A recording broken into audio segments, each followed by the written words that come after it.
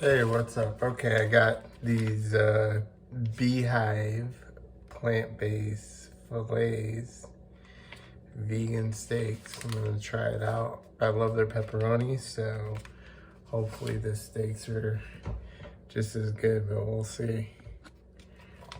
Okay, I'm gonna show you guys what they look like here.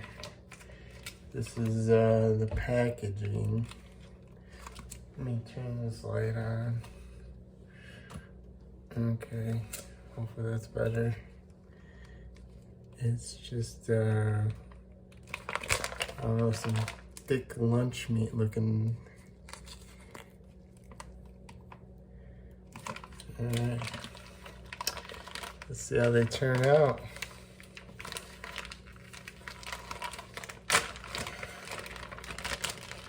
Here.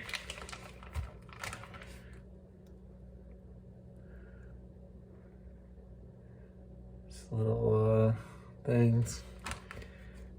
Alright, check back once I'm cooking. Alright, so I took a taste and it just tastes like seitan that's been marinated, which is what it is. Take a look here. This is about, it's going to be about 45 grams of protein here. This is only 250 calories or something. So, pretty good as far as the macros